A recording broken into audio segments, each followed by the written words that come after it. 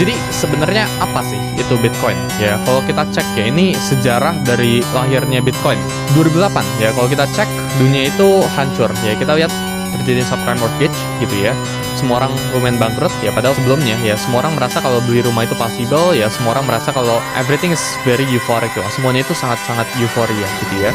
Kemudian kita lihat ada satu orang ya di bulan Oktober kurang lebih ya 2008 bernama inisial ya, ini anonymous ya, ini kayak Jepang anonymousnya gitu ya, Satoshi Nakamoto. Again ya, kita sampai sekarang nggak tahu ya siapa itu Satoshi ya. Baik banget orang yang bilang, bahkan ada beberapa pihak-pihak yang bilang this is money from God ya, ini uang dari Tuhan gitu ya.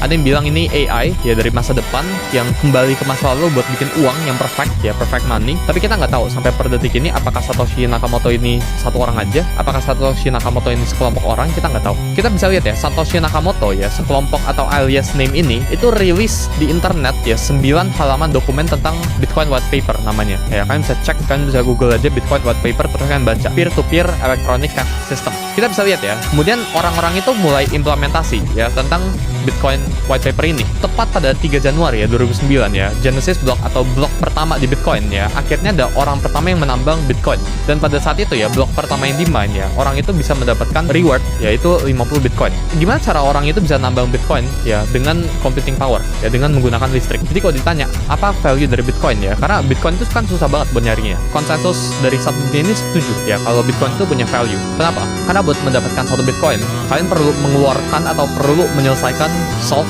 atau problem matematika yang sangat sulit menggunakan matematika, menggunakan engine gitu ya, dan kan di reward dari networknya ya. Pertama kali ya di Genesis blocknya setiap 4 tahun ya, kita tahu ada yang namanya itu halving cycle gitu ya, gimana rewardnya itu dipotong setengah ya. Jadi di 2009 kurang lebih 2008 itu rewardnya itu 50 Bitcoin per satu blok. Satu blok itu kurang lebih 10 menit buat ditambang ya. Ada yang bisa 9 menit, ada yang bisa 11 menit gitu ya.